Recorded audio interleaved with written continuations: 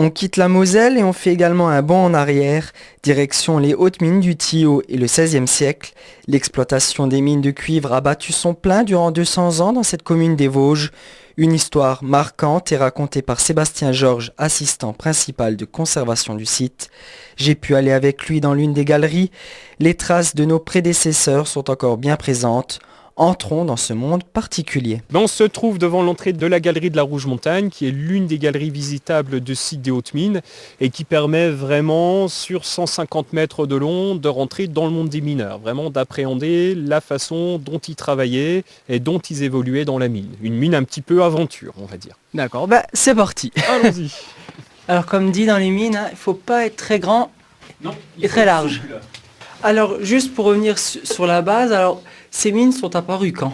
Alors ces mines ont été exploitées dès 1560 et jusque 1761. Les mines du Thillot en fait sont ouvertes par le duc de Lorraine Charles III qui décide de mettre en valeur son sous-sol, le sous-sol de son duché, pour participer à l'effort et à l'essor économique du duché de Lorraine, qui était à l'époque encore indépendant. Qu'est-ce qu'on venait y chercher ? Alors ici, principalement, c'était le minerai de cuivre, le minerai qu'on appelle la chalcopyrite. D'accord. Il y avait combien de miniers qui ont travaillé ici durant ces années ? Alors on va dire plutôt mineur que minier, même si le terme n'est pas incorrect. Mais ici, au plus fort de l'activité, on estime à environ une centaine de personnes. Les gens qui travaillaient sur le site. Alors pas uniquement en termes de mineurs, on trouvait des forgerons, des charpentiers, des bûcherons, tous les corps de métier nécessaires au fonctionnement d'une exploitation comme celle-ci. Alors là, on vient de faire quelques mètres dans l'une des galeries. Comment ils ont fait, comment ils ont travaillé pour agrandir cette galerie ? Alors cette galerie-là, on est en fait dans une galerie qui serait pas la galerie productive, mais la galerie un petit peu technique qui permet l'accès aux filons, l'évacuation de l'eau, l'évacuation des matériaux. Et là, on est dans une partie typique du XVIe siècle. Donc une galerie ouverte dès le début de l'exploitation avec principalement la technique de la pointerole et du marteau. Alors technique qu'on peut observer ici sous terre. Alors je le montre, je m'excuse pour les auditeurs, il faudra venir nous voir. Mais on observe ici en paroi des systèmes de gradins, de marches d'escalier et des lignes également sur les parois qui correspondent à l'attaque avec un petit pic emmanché, une sorte de petite pioche qu'on appelle une pointerole, sur laquelle le mineur vient percuter avec un marteau. Et éclat de granit par éclat de granit, il avance sa galerie, il perce sa galerie. Là, on a donc la technique vraiment symbolique du mineur de la Renaissance, et on retrouve également, juste à côté, une attaque au feu. On va retrouver les traces de fumée également sur le plafond. Donc technique du feu qu'on utilise en roche très dure quand les mineurs ne parviennent plus à avancer de façon efficace uniquement à la pointerole et au marteau. Donc là, des techniques vraiment très représentatives du XVIe siècle, des techniques minières du XVIe siècle. Alors c'est deux techniques, mais il y en avait aussi une troisième qui apparaît un peu plus tard, c'est la poudre noire. Effectivement, elle apparaît un petit peu plus tard et on la verra un petit peu plus loin dans cette galerie. On voit apparaître la technique de la poudre noire, technique très importante au niveau européen, puisque c'est dans les mines du Thillot qu'on utilise pour la première fois en Europe cette technique d'attaque de la roche à la poudre noire en 1617. Pour avancer, je pense que c'était très compliqué, c'était très long. Alors par jour, on pouvait avancer de combien de centimètres, On ne parle pas de mètres, mais de centimètres. Ah, effectivement, ici dans ces mines-là, on ne va pas parler de mètres, on va parler de centimètres. Un mineur, une bonne journée de travail va avancer de 5 à 7 cm sur une hauteur un petit peu réduite, comme on peut le voir à l'endroit où on se trouve actuellement. Une bonne semaine de travail, c'est 30-50 cm. En une année, un bon mineur, dans un contexte de roche pas trop compliqué, peut espérer avancer de 30 à 50 mètres maximum. Et cette galerie, elle fait combien de mètres ? Alors celle-ci, du moins la partie visitable, fait 150 mètres environ, mais elle se développe dans sa totalité sur 2 km. Donc pour le moment, on en visite 150 mètres, mais là, la ville du Thillot a prévu des travaux d'aménagement qui vont prolonger la visite dans cette galerie, ce qui permettra d'aller un petit peu plus loin et de ressortir par une galerie qui se trouve à un niveau supérieur. Alors ma dernière question de continuer à avancer, ces mineurs, ils venaient chercher quoi ? Ils venaient chercher quoi? Ils venaient chercher du travail, principalement, arrivés ici. Au XVIe siècle, on est dans une époque d'essor économique, où la recherche de métal est extrêmement importante, tous métaux confondus. Chaque seigneur en Europe essaye d'avoir sa mine. C'est un peu comme la vigne. On trouvait de la vigne à l'époque partout, même dans des endroits improbables. C'est la même chose à l'époque. La demande en métal est tellement importante que les seigneurs cherchent à attirer des mineurs qui viennent à cette époque-là principalement d'Europe centrale. Ils cherchent à attirer ces mineurs, leur technique, leur savoir-faire, les implanter sur leur propre site minier pour les développer. D'accord. Écoutez, on peut continuer la visite. Et bien, poursuivons. Comme dit, toujours important, la souplesse. Un exemple de toute petite galerie de recherche extrêmement étroite. On se rend compte que si les mineurs ne sont pas sûrs du résultat, ils creusent vraiment au minimum. Là, on est presque dans une chatière, un endroit où pour se déplacer, il faut ramper. Dans tous les cas où on est obligé de se tenir couché pour progresser. Alors comment savoir par où il faut aller? Comment savoir? Mais en observant le terrain, le travail de mineurs, du moins le travail des prospecteurs qui sont là pour trouver les filons. C'est d'observer la montagne, d'observer les traces, les fractures, végétation, coloration, tous ces indices subtils qui demandent une certaine initiation et qui permettent justement de s'orienter et de partir sur les zones productives. D'accord.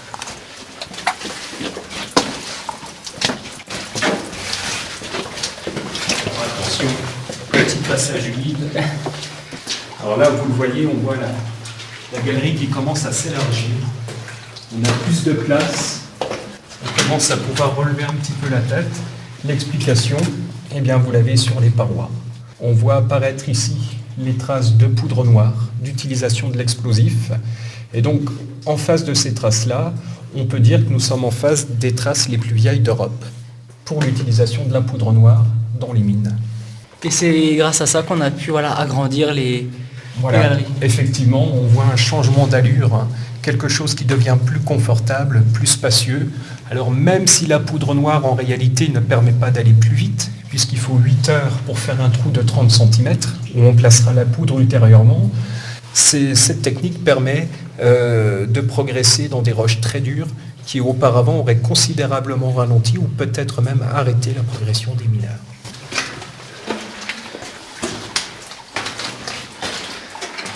On peut observer des chauves-souris en hibernation à cette époque de l'année, donc animaux extrêmement fragiles. Voilà, donc là on arrive dans un puits de mine, donc là on se tient parfaitement debout, et ce qui saute aux yeux dans un premier temps, c'est les couleurs. On observe là des couleurs émeraude, bleu, verte. Là vous avez les traces de l'oxydation, de l'ancien passage du filon. C'est ce qu'on appelle couramment le verre de gris, ce sont des carbonates de cuivre, des oxydes de cuivre. On voit la fine couche de métal extrêmement fine que les mineurs ont laissée, alors que cet endroit, cette cavité à l'origine était quasiment entièrement remplie de minerais.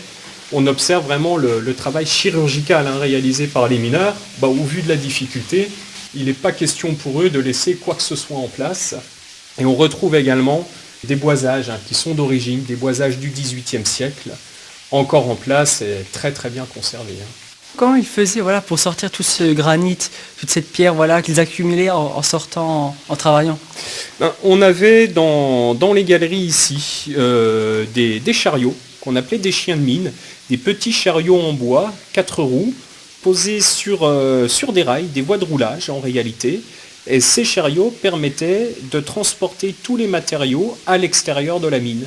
C'est un peu l'ancêtre du tramway de Nancy, c'est un petit peu le même fonctionnement, un chariot guidé par un clou de guidage qui se place entre les rails et qui permettait la circulation sous terre. Alors est-ce qu'en hiver, le travail était plus difficile qu'en été avec les conditions météorologiques? Sous terre, on va dire, les différences vont être extrêmement minimes. Les conditions de température dans des zones profondes comme ici sont parfaitement identiques. On est dans une température de cave qui fluctue, pour ainsi dire, pas du tout. L'eau pouvait être un peu plus présente, un peu plus omniprésente, c'est vrai qu'on l'entend, mais grosso modo, en zone profonde, les conditions sont identiques toute l'année. Les choses pouvaient être plus compliquées à l'extérieur, pour ce qui est du transport du minerai ou pour toutes les activités qui se déroulent en extérieur, comme le charbonnage ou les travaux de bûcheronnage. Alors, je vous propose d'avancer encore un petit peu. On fera attention à la tête une nouvelle fois, juste là.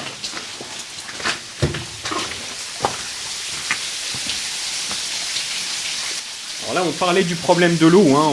On l'entend très bien, hein. Sous nos pieds se trouve un puits et on entend dans ce puits des quantités d'eau assez importantes qui circulent. Et ici, on se rend bien compte de l'ennemi, de la difficulté que représentait l'eau, hein, pour le mineur du XVIe siècle.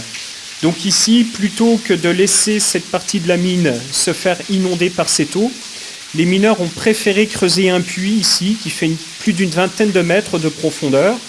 L'eau qui s'écoule dans la galerie va tomber dans ce puits et s'évacue finalement par une autre galerie, une autre stole qui se trouve plus bas, que les mineurs ont creusé sur une période de 10 ans, justement pour récupérer cette eau et l'évacuer à l'extérieur sans inonder les parties productives, comme celle dans laquelle nous sommes actuellement. Comme vous avez dit, voilà, l'eau c'était le gros inconvénient. Comment faisait-il? Voilà, donc là c'est un puits, mais sinon, autrement, comment faisait-il? Les mineurs ont deux solutions, grosso modo. Première solution, pomper l'eau, avec un système de pompage extrêmement performant pour l'époque. Donc soit pompage à main, on imagine un mineur qui va pomper absolument toute la journée, mais les mineurs avaient également développé les techniques de pompage en mettant en place des systèmes mécaniques qui fonctionnent grâce à l'énergie hydraulique. Alors cela par contre leur a demandé un gros effort d'aménagement du site pour créer des réserves d'eau en perçant des étangs, en créant également des systèmes de canaux, de digues qui collectent l'eau, permet de faire tourner une roue de 10 mètres de diamètre qui se trouvait à l'extérieur. Et cette roue était reliée par des grandes perches en bois aux différentes pompes disséminées un peu partout sur le site. Donc c'est tout le côté paradoxal de l'eau, c'est-à-dire qu'on va utiliser l'énergie de l'eau pour faire fonctionner des pompes qui vont évacuer de l'eau. Ça montre toute l'ingéniosité des mineurs de l'époque. Alors rappelez-nous, il y avait combien de mineurs, voilà, qui ont travaillé ici au Thillot? Alors ici, les mineurs, un peu moins d'une centaine vraisemblablement à la période la plus productive, répartis sur l'ensemble du réseau minier qui compte aujourd'hui à peu près 7 km de galerie. Alors ce que je peux vous montrer également au plafond ici, on a une jolie petite veine qui passe juste au-dessus de nous, qui est assez spectaculaire ici. C'est toutes les couleurs qui apparaissent alors que le granit partout ailleurs est assez terne, assez monotone on va dire. Là, d'un seul coup, on a un jaillissement de couleurs. On a du vert qui correspond aux oxydes de cuivre. On a du rouge également. Là, cela montre la présence du fer, hein, sous terre également. Et on a du blanc. Le blanc, c'est le quartz. Cette roche qui généralement constituait la gangue du minerai qui l'entourait.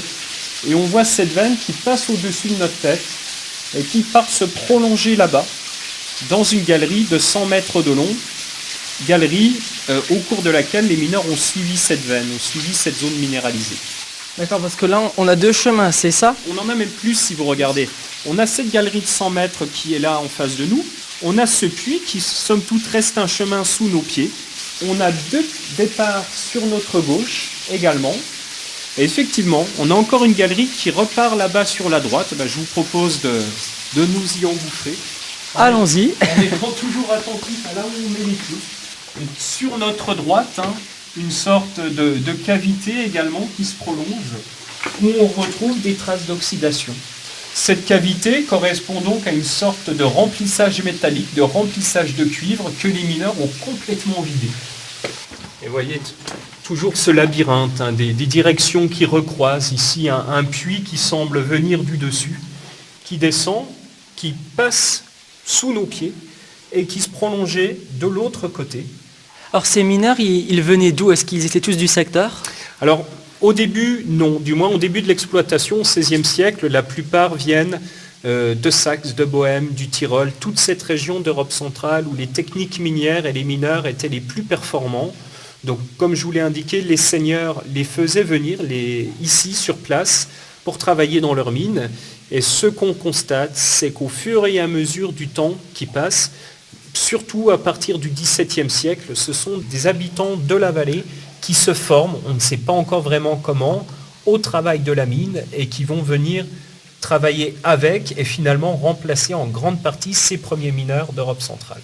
Et les mineurs ont eu de nombreux avantages grâce à ce travail. Et oui, effectivement, parce qu'il s'agissait de les attirer, de les faire venir. Comment les faire venir? En proposant une carotte intéressante. Cette carotte, c'est quoi? C'est un mineur à l'époque ne paye pas d'impôts, ne paye pas de taxes, ne va pas à la guerre, a une justice spéciale, un marché réservé et un excellent salaire. Voilà, on n'est pas du tout dans Germinal ou dans Zola. Ici, un mineur ne va travailler que 8 heures par jour, de 4 heures du matin à midi, un peu plus d'une quarantaine d'heures, 40-45 heures hebdomadaires. Sous terre, ici, on ne trouve pas non plus de femmes ou d'enfants. On n'est pas du tout dans un système d'esclavage, d'exploitation ou de bagnard. Là, on parle vraiment d'une communauté très privilégiée, et privilégiée parce qu'elle possède un savoir-faire et des compétences extrêmement recherchées. Et il reste un point d'interrogation, c'est est-ce que ces mineurs vivaient avec leur famille sur le site? Au début, toujours le même principe, les archives, les textes ne nous permettent pas de l'affirmer, vraisemblablement. Ce qui est certain, c'est qu'au XVIIe siècle, oui, on a un véritable village qui s'est constitué ici, au cœur du site minier, où les familles vivent ensemble. Donc là, un petit départ qui s'arrête en cul-de-sac, avec toujours une chauve-souris cachée au fond. Je ne sais pas si vous la devinez. Oui, avoir un petit peu l'œil. Ouais. Et ce qui est intéressant ici, on va retrouver au sol, on parlait des chariots, des chiens de mine qui permettaient l'extraction des matériaux. Au sol, vous retrouvez ici des rails, voilà, qu'on a ressortis, qui sont placés ici, des rails en bois, avec sur les côtés des traverses qui permettaient de fixer au sol ces rails en bois, où vous voyez, malgré les 2 siècles et demi qui se sont écoulés, on retrouve toujours les chevilles en bois parfaitement conservées. Voilà, on est ici dans une sorte de bulle temporelle où l'histoire a été figée. Et aujourd'hui, la découverte des hautes mines permet de lever le voile sur cette histoire et on peut dire vraiment de marcher dans les traces des mineurs. Ces cul-de-sac, voilà, c'est des chemins qu'ils pensaient utiliser voilà, pour trouver du cuivre, mais du coup, ils n'en avaient pas, c'est ça? Ça peut être plusieurs choses. Ça peut être simplement des accès qui permettaient d'aller rejoindre des zones productives. Ça peut être également des galeries de recherche. Les mineurs tâtonnent à la recherche d'un filon. On peut avoir plusieurs explications qui expliquent ces petits diverticules. Mais ce qu'on constate, c'est que dans la grande majorité des cas, les mineurs vont droit au but, arrivent parfaitement à s'orienter et à rejoindre les zones minéralisées, ce qui montre encore la grande technicité et le grand savoir de ces mineurs. On a pu récolter voilà, au fil de ces années, même de ces siècles, combien de tonnes de cuivre? Alors c'est très difficile à dire sur l'ensemble de la période. Là encore, les textes manquent. En moyenne, ici, on considère que les mineurs sortaient entre 10 et 80 tonnes de cuivre par an. On a quelques chiffres plus précis. On sait qu'entre 1600 et 1630, sans doute la période la plus productive, en 30 années, les mineurs ont sorti 8000 tonnes de minerais. Et sur ces 8000 tonnes de minerais, ils ont produit 1000 tonnes de cuivre pur. Ce qui est tout de même pas mal quand on pense qu'on travaillait ici, éclat de granit par éclat de granit, à la pointerole et au marteau. Et qu'est-ce qu'on fabriquait avec ce cuivre? Alors on pouvait fabriquer beaucoup de choses à l'époque, des ustensiles de cuisine, d'inanderie, pièces de monnaie, mais principalement ce cuivre permettait, en l'alliant avec de l'étain, de fabriquer du bronze et avec le bronze de fabriquer des canons, de l'armement. C'était une réelle richesse. C'était une vraie richesse, absolument, une vraie plus-value, une nécessité ou un avantage économique pour un duché comme le duché de Lorraine. Mais derrière ces mines-là, on a également tout un enjeu, on va dire, politique et militaire. D'accord. Avançons encore un petit peu. La visite continue. On a fait à peu près combien de mètres là? Là, on a fait un peu plus de 130 mètres déjà. Mais c'est vrai qu'on s'en rend difficilement compte, parce que la progression est un petit peu particulière, on a assez peu de repères. Et dire que voilà, ces 130 mètres, on les a fait rapidement en 5-10 minutes. Et du coup, eux, ils ont pris des mois, voire des années. Là, on peut parler d'années, peut-être même de décennies, absolument. Voilà. Alors là, nous n'irons peut-être pas plus loin pour le moment, puisque là, ça devient un petit peu plus vertigineux. Il sera possible de visiter ces parties-là dans peu de temps, vraisemblablement dans 3 ans, puisque des travaux d'agrandissement sont actuellement en cours. Ne tombez pas, la chute serait vertigineuse comme vous le voyez. Ah oui, effectivement. Là, on a un puits qui descend sur plusieurs dizaines de mètres, quasiment à l'aplomb. On est ici dans une salle assez importante qu'on appelle la salle de la poutre, puisque regardez, on a une énorme poutre qui passe ici, qui est encore en place, une poutre d'origine.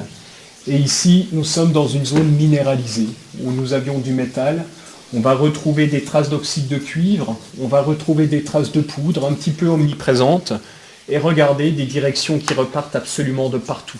Une ici, une juste à sa droite, et une remontée là-bas vers une stole supérieure. Donc c'est dans cette direction-là où, d'ici 3 ans, les visiteurs pourront remonter pour ressortir par une galerie supérieure, ce qui permettra de faire vraiment un voyage intéressant dans ce monde des mines. C'est un vrai labyrinthe. C'est un labyrinthe, oui, on peut le dire absolument. On peut passer ici des heures entières à se promener sans revenir sur ses pas et quelquefois en ayant l'impression un petit peu de s'égarer, effectivement. Alors pourquoi ces mines se sont arrêtées en 1761 ? Elles se sont arrêtées tout simplement parce que les filons principaux étaient épuisés. Les mineurs avaient épuisé les ressources de la mine. Et l'autre explication, vraisemblablement à mettre en parallèle, c'est qu'en 1761, la Lorraine, encore officieusement, mais tout de même, est rattachée au royaume de France. Et en France, on va trouver des mines plus productives. On commence également à faire venir les métaux des colonies du Nouveau Monde. On délocalise la production, si vous voulez. D'accord. Et c'est vrai que c'est un travail, on va dire, presque artistique, j'ai envie de dire. Oui, là, on est vraiment dans un travail artistique, un travail presque de sculpteur de la roche. Mais qu'est-ce que c'est d'autre que sculpter la roche que d'y travailler à la pointerole et au marteau à des vitesses oscillantes, hein, absolument. C'est un travail assez impressionnant. Oui, il faut en prendre la mesure. Alors, est-ce qu'on a connu des drames malheureusement sur ce site ? Alors les textes n'évoquent pas beaucoup de drames parce que, bon, soyons pragmatiques, ça n'intéressait pas beaucoup le duc de Lorraine. Lui, ce qui l'intéressait, c'était plutôt les dépenses et les recettes liées à ses activités. On retrouve assez peu d'éléments dans les textes, mais parce que ces mines-là ne sont pas particulièrement dangereuses, malgré le côté impressionnant qu'elles peuvent avoir. Si on compare à une mine de charbon, ces mines-là, géologiquement, sont percées dans le granit, donc sont beaucoup plus solides. Sous terre, ici, on n'a pas de problème de grisou ou de poche d'eau non plus. Donc des accidents, on en a eu, on en a quelques traces, mais ça reste somme toute assez anecdotique. Alors justement, ce cuivre, ce granit qu'il récupérait, après ça partait où ? Alors le métal était ensuite transporté aux fonderies à Saint-Maurice-sur-Moselle, un petit village pas très loin d'ici. Le but était de le conditionner en lingots. Et de là, le métal partait à Nancy, qui était la capitale des ducs de Lorraine, principalement à l'Arsenal. On est dans l'une des galeries. Il y en a à peu près combien là à visiter ? Alors à visiter, on a en fait 3 galeries qui sont visitables. 2 galeries vraiment tout public, où tout le monde peut accéder, de 0 à 100 ans, hein, sans problème. Cette galerie-là également, la galerie de la Rouge Montagne, qui elle est accessible à partir de 5 ans. Et bon, comme vous le voyez, qui a un côté vraiment sympathique, vraiment aventure. Alors justement, ces mines sont ouvertes quand ? Alors les hautes mines sont ouvertes toute l'année, en réalité, à des fréquences plus ou moins importantes, pendant les vacances scolaires tous les jours, du 1er avril au 30 septembre tous les jours également, de 10h à 19h. Et les autres périodes de l'année, les mercredis, samedis et dimanches après-midi. Mais on retrouve assez facilement nos périodes d'ouverture, tout simplement en consultant notre site internet, hautemines.com. Est-ce qu'il faut s'équiper ? Alors l'important, c'est d'être bien chaussé. Là, c'est très important parce que le sol peut être un petit peu rustique quand même. Et de prévoir de s'habiller un petit peu en fonction des climatiques du jour, un peu comme si on partait faire une petite randonnée en montagne. La visite prend à peu près combien de temps ? La visite, on peut partir sur une visite de 3 heures, tout dépend le temps qu'on veut y passer, mais on a la visite du site minier en lui-même qui peut prendre 1h30 à 2 heures, et puis on a également une partie exposition, la maison des hautes mines, pour laquelle il faut compter 3/4 d'heure à 1 heure, donc 3 heures de temps ou une demi-journée sans problème. Est-ce que cette visite a un coût ? Elle a un coût, donc il est de 9 € pour les adultes et 6 € pour les enfants. Donc largement abordable et pour revenir sur notre histoire, le passé, nos ancêtres. Absolument. Voilà l'occasion d'une petite balade dans les Vosges sur le massif et l'occasion, le temps d'une demi-journée, de 3 heures, de faire un bond dans l'histoire et de se réapproprier un petit peu notre patrimoine lorrain. Ça marche. Écoutez, je vous remercie beaucoup pour cette visite. On va ressortir des mines sans se cogner. Et puis, je vous remercie beaucoup. Mais c'est moi qui vous remercie et cette fois-ci, je vous considère comme un vrai mineur. Je vous laisse ouvrir la marche. Je vous suis.